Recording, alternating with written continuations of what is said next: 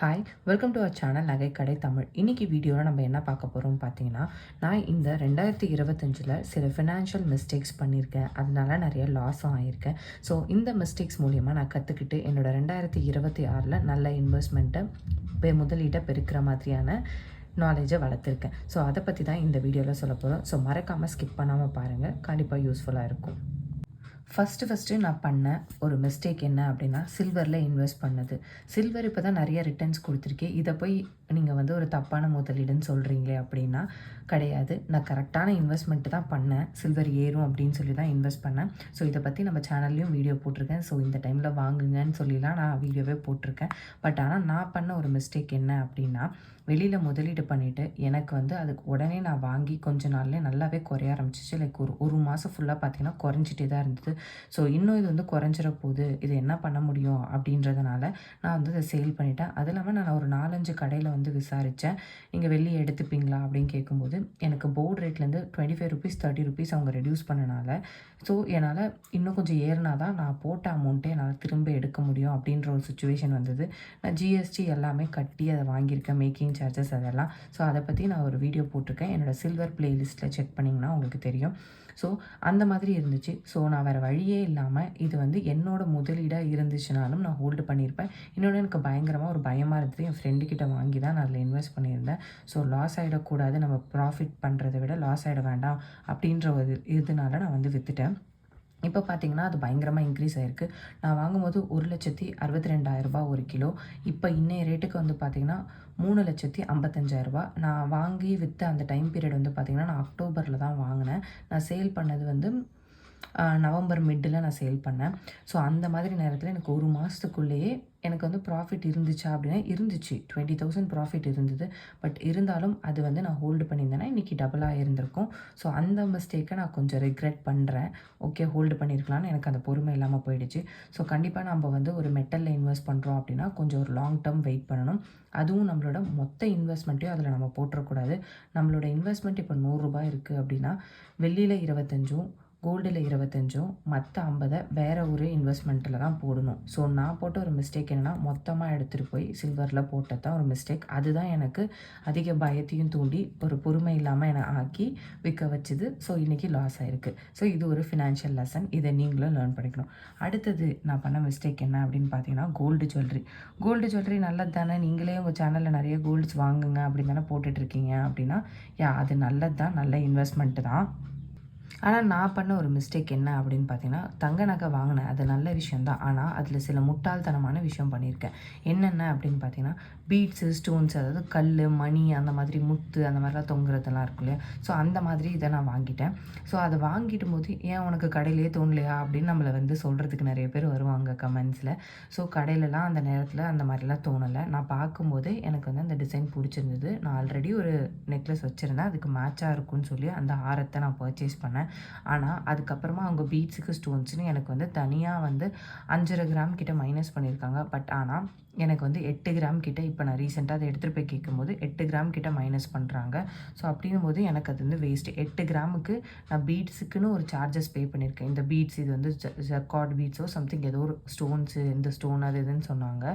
சொல்லி அதுக்கு எனக்கு தனியாக ஒரு காஸ்ட்டு கலெக்ட் பண்ணாங்க. எனக்கு கிட்டத்தட்ட இந்த ஸ்டோன்ஸ்க்கு மட்டும் ஒரு ₹6,000 ஏதோ ஒன்று வாங்கினாங்க, ஸ்டோன்ஸ் அண்ட் பீட்ஸ்க்கு. ஆனால் லாஸ்ட்டாக வந்து பார்த்திங்கன்னா அது வந்து உங்களுக்கு தங்கத்துலேருந்து கழிச்சிட்டோம், இது வந்து உங்களுக்கு 5.5 கிராம் தான் இருக்குது, 5.5 கிராம் நான் இதை குறைச்சிட்டேன் இது அப்படின்லாம் சொன்னாங்க. பட் எப்படி சொன்னாலுமே அது வந்து நமக்கு லாஸ் தான்.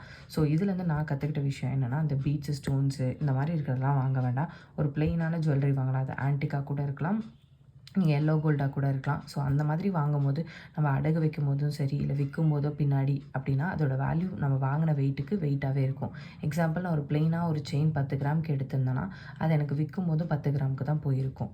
ஆனால் இதுவே நான் பீட்ஸ் வச்சு அந்த மாதிரிலாம் வாங்கினேன் அப்படின்னா, நான் வாங்கும்போது எனக்கு வந்து இப்போ நான் அந்த நெக்லஸ் வந்து இந்த ஆரம் வந்து பார்த்திங்கன்னா 48 கிராமுக்கு வந்து வாங்கினேன். 48 கிராமுக்கு வாங்கினேன். ஆனால் இப்போ எனக்கு 8 கிராம் போயிடுச்சு. 40 கிராமுக்கு தான் வந்துட்டு 40 கிராமுக்கு தான் என்னோடய கோல்டு அதில் இருக்குது. ஆனால் நான் 48 கிராமுக்கும் கோல்டு வேல்யூ பே பண்ணியிருக்கேன். அது இல்லாமல் ஒரு 5.5 கிராமுக்கு நான் ஸ்டோன் வேல்யூவும் வந்து பே பண்ணியிருக்கேன். ஸோ இது எனக்கு லாஸ் தான். இது வந்து நான் பண்ண ஒரு வேஸ்ட்டான ஒரு முதலீடு அப்படின்னு சொல்கிறேன். ஸோ இதுலேருந்து நெக்ஸ்ட் டைம் நீங்களும் அதை பண்ணாமல் பார்த்துக்கோங்க. அடுத்து இன்னொன்று என்ன அப்படின்னு பார்த்தீங்கன்னா, jewellery chit scheme. Chit scheme நல்லது தானே? நல்லது தான், கண்டிப்பாக நல்லது தான். ஆனால் யாருக்கு நல்லது, யாருக்கு நல்லதில்லை அப்படின்ற ஒரு டேர்ம்ஸ் இருக்குது. நான் மந்த்லி சிட் ஸ்கீம் வந்து கட்டுறேன். நான் ஆரம்பிக்கும்போது பார்த்தீங்கன்னா, ஒரு சிட்டெல்லாம் ஆரம்பிக்கும்போது எனக்கு ரூ. 7,000 தான் வந்து ஒரு ஒரு கிராமோட வேல்யூ இருந்துச்சு. ஒரு கிராம் ரூ. 7,000 இருந்துச்சு. இன்றைக்கி எவ்வளோ இருக்குது? ரூ. 14,500 இருக்குது ஒரு கிராம். இப்போ எவ்வளோ டிஃப்ரென்ஸ் வந்து பாருங்கள். கிட்டத்தட்ட ரூ. 7,500 ஒரு கிராமுக்கே அதிகரிச்சிருக்கு. ஓகேவா? நான் மாதச்சீட்டு ஏன் போட்டேன் அப்படின்னு பார்த்தீங்கன்னா, ஓகே நம்ம கொஞ்சமான ஒரு இன்வெஸ்ட்மெண்ட் மட்டும் இதில் வைக்கலாம் மாதம் மாதம். ஸோ நம்ம மொத்தமாக வைக்க வேண்டாம். எனக்கு வர எல்லா அமௌண்ட்டையும் கோல்டுலேயே நம்ம வந்து மொத்தமாக போட வேணாம். ஸோ கொஞ்சம் கொஞ்சம் அமௌண்ட்டை இதுலேயும், கொஞ்சம் அமௌண்ட்டை வேறு இதுலேயும் வைக்கலாம் அப்படின்ற ஒரு ஐடியா பண்ணி தான் நான் வந்து இந்த மாதச்சீட்டு ஸ்கீமுக்குள்ளே வந்து போனேன். ஆனால் நான் ஆரம்பிக்கும்போது ரூ. 7,000. ஓகே இது நல்லது தானே, நீங்கள் தானே யோசிச்சிங்க அப்படின்னு நீங்கள் கேட்கலாம். நல்லது தான். ஆனால் என்கிட்ட டெபாசிட் பண்ணுறதுக்கான அமௌண்ட் இருந்தது. இனிஷியலாகவே டெபாசிட் பண்ணியிருக்கலாம். என்கிட்ட வந்து 3 lakhs வந்து இருந்துச்சு. ஆனால் நான் என்ன செஞ்சேன்னா 3 lakhஸை ஏன் இப்போவே போய் இந்த கடையில் போட்டு 11 மாதமும் லாக் பண்ணணும், இதை நம்ம வேறு ஏதாச்சும் பண்ணிக்கலாம். இப்போ வந்து மந்த்லி நம்ம கொஞ்சம் கொஞ்சமாக கட்டிக்கலாம் அப்படின்னு நான் யோசிச்சு தான் இதில் வந்து போட்டேன். பட் ஆனால் இது வந்து ஒரு முட்டாள்தனமான முடிவு. என்கிட்ட இந்த அமௌண்ட் இருக்கு இல்லையா, அதை போட்டுட்டு நான் ஒரு 3 monthsல கூட எடுத்துருந்துருக்கலாம் ஜுவல்லரியை. அதை நான் செய்யலை. இப்போ வந்து பாருங்கள், இப்போ நான் போய் இந்த 3 lakhs இன்றைக்கி போட்டேன்னா எனக்கு எவ்வளோ எடுக்க முடியும் சொல்லுங்கள்? எத்தனை கிராம் எடுக்க முடியும்? ஒரு 1,16,000 இப்போ விற்கிது. 1,16,000 ஒரு பவுன் விற்கிது. இப்போ என்னால் 2.5 பவுன் கிட்ட தான் வந்து வாங்க முடியும். இதுவே ரூ. 7,000 இருக்கும்போது யோசிச்சு பாருங்கள், நான் இன்வெஸ்ட் பண்ணியிருந்தேன்னா என்னால் எத்தனை கிராம்ஸ் வந்து எடுத்துருக்க முடியும்? இதில் வெறும் உங்களுக்கு 2 பவுன் 2.5 பவுன் தான் என்னால் எடுக்க முடியும். இதில் நான் பண்ணியிருந்தேன்னா எனக்கு நியர்லி 7,000 இருக்கிற போது 5 பவுன் கிட்ட என்னால் வாங்கியிருக்க முடியும். ஸோ என்னோடய மணி வேல்யூ அப்படியே ஸ்டக் ஆகி தான் இருக்குது. 3 லட்சம் இந்த 3 லட்சமாக தான் இருக்குது. ஆனால் இது கோல்டில் இன்வெஸ்ட் பண்ணியிருந்தேன்னா எனக்கு டபுள் ஆகிருக்கும். ஓகேவா? அதுக்கு ஒரு இது எக்ஸாம்பிள். ஆனால் இது ஒரே நாளில் நடக்குமானா நடக்காது. இதுக்குமே பொறுமை தேவை, சில்வருக்கு இருந்த மாதிரி. ஸோ இதுதான் நான் பண்ண மிஸ்டேக். இதுலேருந்து உங்களுக்கு நான் என்ன சொல்ல வரேன் அப்படின்னா, உங்ககிட்ட எக்ஸஸான அமௌண்ட், இது என்னோடய எக்ஸஸான அமௌண்ட்டு தான். நானாக அதில் போடாமல் ஓகே இருக்கட்டும், காசை ஏன் நம்ம அங்கே போய் வைக்கணும், கொஞ்சம் கொஞ்சமாக கட்டிக்கலாம் இருக்கட்டுமே அப்படின்ற மாதிரி ஒரு யோசித்து இதில் வந்து இது வேஸ்ட் ஆகிடுச்சு. ஸோ நீங்களும் உங்ககிட்ட எக்ஸஸாக அமௌண்ட் இருக்குன்னா நீங்கள் 1 டைம் டெபாசிட் போட்டு ஜுவல்லரியாக மாற்றிக்கலாம். ஜுவல்லரி வாங்கணுன்ற ஐடியா இருந்துச்சுன்னா. இல்லைனா நீங்கள் வந்து மந்த்லி சிட்ஸ் வந்து போட்டுக்கலாம். இல்லை எனக்கு கோல்டு சேர்க்கணும், பட் எனக்கு இதுதான் பெஸ்ட்டான ஸ்கீமாக இருக்கும்னு கொஞ்சம் தான் அமௌண்ட் வரும் அப்படின்னா நீங்கள் மந்த்லி அந்த ஸ்கீம்லேயே வந்து சேர்ந்துக்கலாம். ஸோ இதுதான் நான் பண்ண மிஸ்டேக். ஸோ இதுலேருந்து நான் இது இனிமேல் பண்ண மாட்டேன். என்கிட்ட ஒரு சர்ப்ளஸாக அமௌண்ட் இருக்குன்னா கண்டிப்பாக நான் இப்படி தான் ஜுவல்ஸ் எடுக்கிறதுக்கு யூஸ் பண்ணுவேன். நெக்ஸ்ட்டு வெள்ளியிலே நான் பண்ண இன்னொரு மிஸ்டேக் என்ன அப்படின்னு பார்த்தீங்கன்னா, நான் ஃபிசிக்கலாக பாராக வந்து வாங்கிட்டேன், சில்வர் பாராக வாங்கிட்டேன். ஸோ இதை நான் விற்கிறதுக்கு ரொம்ப கஷ்டப்பட்டேன் இந்த சென்ஸ், நான் வாங்கின கடையிலேயே எனக்கு சொல்லும்போது நான் ஆல்ரெடி இதை பற்றி சொல்லியிருக்கேன். எனக்கு 5% மட்டும் தான் ரெடியூஸ் பண்ணுவேன் நீங்கள் ரிட்டர்ன் பண்ணிங்கன்னான்னு சொன்னாங்க. பட் ஆனால் எனக்கு நியர்லி 30% வந்து அவங்க ரெடியூஸ் பண்ணாங்க. அதாவது அந்த வாங்கின கடையிலேயாவது அவங்க ரிட்டர்ன் எடுத்துக்கிட்டாங்க. பட் மற்ற கடையில் நான் லலிதா, ஜிஆர்டி அங்கெல்லாம் கேட்குறப்போ அதாவது வேறு வெள்ளி கடையில் இருக்கிற அதாவது வேறு கடையில் நீங்கள் வாங்கின வெள்ளியை நாங்கள் எடுத்துக்க மாட்டோம் அப்படின்னு சொல்லிட்டாங்க. அந்த டைம் என்னென்னா, ஏன் நான் நீங்கள் விற்றீங்க, இப்போ என்னோடய இதில் வந்து நான் இன்வெஸ்ட்மெண்ட் ஸ்கேம் பண்ணியிருக்காங்க சில்வரில் அப்படின்னு சொல்லி ஒரு வீடியோ போட்டிருக்கேன். அதுக்கு நிறைய பேர் வந்து கமெண்ட் சொல்லியிருந்தாங்க, லைக் நீங்கள் ஹோல்டு பண்ணியிருக்கணும், நீ அதுக்குள்ளே போய் விற்றுட்ட, இப்படி விற்றனா எப்படி வரும் அப்படி இப்படின்ட்டு.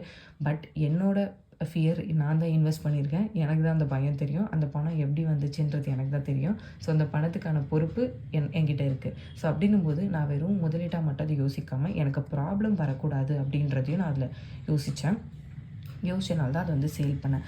அந்த டைமில் வந்து பார்த்திங்கன்னா வெள்ளி ஃபுல்லாகவே வந்து டவுன் ஆகிட்டே இருந்தது. டவுன் ஆனனால கடைக்காரங்களே வாங்கிறதுக்கு தயக்கப்பட்டாங்க. எந்த கடையிலுமே அதை எடுத்துக்கல. நான் வேறு வழியே இல்லாமல் 30% போனால் கூட போகுது. ஸோ எனக்கு வந்து ஒரு 10% கிட்ட ப்ராஃபிட் இருந்துச்சு 30% போனாலும். ஸோ அந்த நேரத்தில் நான் அதை கொடுத்துட்டு வெளியே வந்துட்டேன். ஏன்னா இப்படி ஹெசிடேட் பண்ணி நான் ஒரு தங்கத்தை எடுத்துகிட்டு போகும்போது இந்த மாதிரி எந்த கடையும் ஹெசிடேட் பண்ணதில்லை. இப்போ கோல்டு கொடுக்குறேன் அப்படின்னா உடனே ஓகே இன்றைக்கி வெயிட்டுக்கு இது எடுத்துக்கிறேன், நீங்கள் எதுவும் எடுத்துக்கலாம். ஆனால் சில்வரை போகும்போது சில்வருக்கு நீங்கள் சில்வர் பொருளாக தான் வாங்கணும், கேஷாக கொடுக்க மாட்டேன், இந்த மாதிரி கேஷ் இல்லை அது இல்லை இது இல்லைன்னு சொல்லும்போது எனக்கு அதை ஏன்டா வச்சுருந்தோம், ஏன்டா இதை போய் வாங்கணுன்ற மாதிரி இருந்தது. பட் லாங் டேர்ம் இன்வெஸ்ட்மெண்ட் பண்ணுறோன்னா அது வந்து ஒழுங்காக இருந்திருக்கும். இதில் இன்னொரு விஷயம் என்னென்னா, நான் ETF வாங்கியிருந்தேன்னா இந்த எல்லா பிரச்சனையும் எனக்கு இல்லாமல் போயிருக்கும். இந்த 30% குறைக்கிறது இருந்திருக்காது. நான் போய் யார்கிட்ட கேட்டுட்டு இந்த கடையில் அந்த கடையில் நான் கேட்க தேவையில்ல. எனக்கு அலைச்சல் இருந்திருக்காது, எனக்கு டென்ஷன் இருந்திருக்காது. இன்றைக்கி ஏறும்போதே நான் விற்றுட்டு போயிருந்திருக்கலாம். அண்ட் ஜிஎஸ்டி கிடையாது, எனக்கு மேக்கிங் சார்ஜஸ் கிடையாது, வேஸ்டேஜ் கிடையாது. இந்த ஜிஎஸ்டி மேக்கிங் சார்ஜஸ் எல்லாமே எனக்கு இந்த சில்வரை நான் வந்து ஃபிசிக்கலாக வாங்கினனால இந்த லாஸ் எல்லாம் இருந்தது. ஸோ இதுக்கப்புறம் நான் சில்வர் வாங்குவேனான்னு கேட்டிங்கன்னா, என்னோடய இன்வெஸ்ட்மெண்ட்டில் 20% வந்து நான் சில்வருக்கு ஒதுக்கியிருக்கேன். சில்வரில் எப்படி வாங்கினா அதுவும் நான் இடிஎஃப்பில் தான் வாங்குவேன், நேரில் போய் வாங்க மாட்டேன். இன்னொன்று பியூரிட்டி இஷ்யூ அதெல்லாம் இருக்கும். இதில் எதுவுமே கிடையாது. நான் அப்படியே சேல் பண்ணிப்பேன். எனக்கு இன்றைக்கி வாங்கிட்டு எனக்கு இன்றைக்கி சாயங்காலமே ஏறினா கூட என்னால் விற்க முடியும். எனக்கு அதுலேருந்து ஒரு ப்ராஃபிட் எடுக்க முடியும். ஆனால் ஃபிசிக்கல் சில்வரை வாங்கி வச்சுக்கிட்டு என்னால் எடுக்க முடியாது. ஏன்னா நான் வாங்கும்போது 167 இருந்துச்சு. எனக்கு ஒரு 10 நாளில் பார்த்தீங்கன்னா 177 வந்துச்சு. இப்போ எனக்கு வந்து ப்ராஃபிட் வந்து வந்திருக்கும் 10,000 10 நாள்லேயே. ஆனால் என்னால் கொடுத்துட்டு அப்படி வெளியே வர முடியாது. ஏன்னா கடையிலே எனக்கு வந்து 30% குறைப்பாங்க. 30% குறைக்கும் போது எனக்கு 147க்கு தான் கடையிலே எடுத்துப்பாங்க. ஸோ அது எனக்கு லாஸ். அப்போ நான் இன்னும் அதிகமாக ஏறணும். இவங்களுக்கு கொடுக்க வேண்டிய 30% எனக்கு 10% வரணும்னாவே நான் வந்து 220 அந்த ரேஞ்சுக்கு வரும்போது தான் என்னால் விற்க முடியும். ஸோ இந்த மாதிரி நான் மாட்டிக்கிட்டேன். ஸோ இந்த மாதிரி நீங்கள் பண்ண வேண்டாம் அப்படின்றது தான் இந்த வீடியோவோட முக்கியமான ஒரு விஷயம். நெக்ஸ்ட்டு அடுத்து நான் பண்ண ஒரு பெரிய மிஸ்டேக் என்ன அப்படின்னு பார்த்தீங்கன்னா, கோல்டு காயின்ஸ் நல்லது தானே அப்படின்னா, நல்லது தான். ஆனால் நான் வந்து 2 வருஷத்துக்கு முன்னாடி கோல்டு காயின் வந்து வாங்கியிருந்தேன். நான் வாங்கினப்போ ரேட் வந்து பார்த்தீங்கன்னா 6,900 ஒரு கிராம். ஸோ நான் அப்படி வாங்கி வச்சுருந்தேன். எத்தனைனா ஒரு 5 பவுன் வந்து வச்சுருந்தேன். 5 பவுன் காயின் வந்து வச்சுருந்தேன். 5 பவுன் காயினை நான் என்னால் எதுவுமே பண்ண முடியாது. இன்றைக்கி வந்து வேல்யூ ஏறி இருக்குது. இன்றைக்கி வந்து 14,500 வந்திருக்கு. ஓகேவா, எனக்கு டபுளாக இருக்குது. ஓகே, அது ஒன்றும் பிரச்சனை கிடையாது, டபுளாக இருக்குது. ஆனால் என்ன விஷயம் அப்படின்னா, இந்த அமௌண்ட்டை வந்து நான் இன்னுமுமே வேறு இன்வெஸ்ட்மெண்ட்ஸில் போட்டிருந்தேன்னா எனக்கு இந்த அமௌண்ட்டு இந்த டபுள் ஆனது இல்லாமல் இன்னமும் டபுள் ஆகிருக்கும். எனக்கு எக்ஸஸாக, அதாவது 1,00,000 நான் இன்வெஸ்ட் பண்ணியிருந்தேன்னா வெறும் கோல்டில் மட்டும் இருக்கும்போது எனக்கு 2,00,000 இப்போ ஆகியிருக்கு. ஆனால் அந்த 2,00,000 எனக்கு நான் கோல்டு ஜுவல்லரியாக வாங்கியிருந்தேன் அப்படின்னா அதை என்னால் 4,00,000 மாற்றிருக்க முடியும். இதை வந்து என்னால் பண்ண முடியல. ஏன்னா என்னை போய் கோல்டை வந்து நான் வாங்கி அடகு வச்சுட்டு எனக்கு சில வெளியெல்லாம் நாங்கள் கொஞ்சம் அமௌண்ட் வாங்கியிருந்தோம் இன்ட்ரெஸ்ட்டுக்கு. அதெல்லாம் நான் தவிர்த்து இருந்திருப்பேன். ஏன்னா என்னால் இதை அடகு வைக்க முடியல. காயினாக இருக்கனால அடகு வைக்க முடியல. காயின்ஸாக வாங்கினா ஒரே ஒரு விஷயம் என்ன அப்படின்னா, நம்ம வந்து சேல் மட்டும்தான் பண்ண முடியும், அடகு வைக்க முடியாது. சரி, ஓகே, நீங்கள் அதை நகையாக மாற்றி அடகு வைக்கலாமே அப்படின்னு நிறைய பேர் கேட்பீங்க. நான் போய் திரும்ப நகையாக அதை மாற்றணும் அப்படின்னா நான் ஒரு வேஸ்டேஜ் பே பண்ணணும், ஒரு ஜிஎஸ்டி பே பண்ணணும், அதுக்கு மேக்கிங் சார்ஜஸ் பே பண்ணணும். ஓகேவா, ஆல்ரெடி நான் காயின் வாங்குறப்ப இதுக்கு ஒரு வேஸ்டேஜ் பே பண்ணி தான் எடுத்திருக்கேன். மினிமமாக எல்லா கடையிலும் பார்த்தீங்கன்னா 2% வந்து போடுவாங்க, டையிங் சார்ஜஸ்ன்னு சொல்லி 2% இந்த டையிங் சார்ஜஸ் போடுவாங்க, ப்ளஸ் 3% ஜிஎஸ்டி. ஏற்கனவே ஒரு கிராம் காயினுக்கு நான் கிட்டத்தட்ட 5% ஜிஎஸ்டியும் வேஸ்டேஜும் பே பண்ணியிருப்பேன். எனக்கு அந்த 5%ம் போச்சு. நான் இப்போ ஜுவல்லரியாக மாற்றணுன்னா இப்போ எனக்கு ஜுவல்லரிக்கு என்ன பண்ணுவாங்க, இப்போ 3 பவுன் எக்ஸாம்பிள் 5 பவுன் நான் வச்சுருக்கேன்னா 5 பவுனுக்கு எனக்கு 10% வேஸ்டேஜ் போடுவாங்க. ப்ளஸ் எனக்கு ஜிஎஸ்டி 3%. ஓகேவா, 13% எனக்கு லாஸ் ஆகும். 5 ஒரு 13 சேர்த்தா எவ்வளோ வருது, 18% எனக்கு வேஸ்ட் ஆகும். நான் மினிமமாக சொல்கிறேன், 18% வேஸ்ட் ஆகும். இது வந்து இன்க்ரீஸ் ஆகிருக்கு. எவ்வளோ இன்க்ரீஸ் ஆகிருக்குன்னு பார்த்தீங்கன்னா 100% இப்போ வேல்யூ வந்து இன்க்ரீஸ் ஆகிருக்கு தான். ஆனால் நான் அதை பண்ணலை. அது அப்படியே இருந்தனால எனக்கு அது வந்து வேஸ்ட் ஆகிடுச்சு. ஸோ காயின்ஸை வாங்கி நீங்கள் வந்து அடகு வைக்க முடியாது, ஜஸ்ட் ஒரு இன்வெஸ்ட்மெண்ட்டாக வச்சுக்கலாம். காயின்ஸை எப்போ நம்ம வாங்கலாம் அப்படின்னா, உங்களுக்கு கோல்டோட நீடே கிடையாது, உங்களுக்கு அடகு வைக்கணுன்ற அவசியமும் இல்லை அப்படின்றவங்களுக்கு காயின் வந்து ஒரு நல்ல இன்வெஸ்ட்மெண்ட்டாக இருக்கும். இதுதான் நான் வந்து 2025 பண்ண மிஸ்டேக்ஸு. இந்த விஷயம் தான் நான் வந்து 2025 தப்பாக வந்து பண்ணிட்டேன். ஸோ அதை 2026 நான் எப்படி சரி பண்ணியிருக்கேன் அப்படின்னு பார்த்தீங்கன்னா, இந்த கோல்டு காயின்ஸ் எல்லாம் வந்து கொடுத்துட்டு நான் வந்து ஃப்ரீயாக வந்து அதை எந்த ஒரு வேஸ்டேஜும் இல்லாமல் நான் வந்து தங்க நகையாக வந்து மாற்றிக்கிட்டேன். ஸோ அதை பற்றி ஒரு வீடியோ வந்து போட்டிருக்கேன், நம்ம சேனலில் இருக்குது, செக் பண்ணி பாருங்கள். இதோட லிங்க்கையும் நான் கமெண்ட் பாக்ஸில் கொடுக்குறேன். ஸோ கண்டிப்பாக பாருங்கள், உங்களுக்கு ஒரு ஐடியா கிடைக்கும். அண்ட் தென் அது மட்டும் இல்லாமல் ஜுவல்லரி சிட் ஸ்கீம் இப்போ நான் வந்து சேர்ந்துருக்கேன். நிறைய டிஃப்ரெண்ட்டான சிட் ஸ்கீம்ஸ் எல்லாம் இப்போ நான் சேர்ந்துருக்கேன். ஸோ அதில் உங்களுக்கு எது கன்வீனியன்ட், என்ன மாதிரியெல்லாம் ஸ்கீம்ஸ் இருக்குது, ஒரேடியாக நம்மளால் பே பண்ண முடியல, கொஞ்சம் கொஞ்சமாக பே பண்ணுவேன், எனக்கு மந்த்லி ரெகுலரான இன்கம் இல்லை, ஆனாலும் நான் சிட் ஸ்கீமில் சேரணும் அப்படின்னாலும் அதுக்கான சிட் ஸ்கீம்ஸும் இருக்குது. ஸோ அதை பற்றி என்னோடய சேனலில் ஒரு வீடியோ போட்டிருக்கேன். ரெண்டு வீடியோவோட லிங்க்கையும் நான் கமெண்ட்டில் கொடுக்குறேன். ஸோ மறக்காமல் செக் பண்ணி பாருங்கள். இந்த வீடியோ உங்களுக்கு யூஸ்ஃபுல்லாக இருக்கும்னு நினைக்கிறேன். யூஸ்ஃபுல்லாக இருந்துச்சுன்னா கண்டிப்பாக கீழே ஹைப்புன்னு ஒரு பட்டன் இருக்கும், அதை கிளிக் பண்ணுங்கள், சேனலை சப்ஸ்கிரைப் பண்ணுங்கள். தேங்க்ஸ் ஃபார் வாட்சிங்.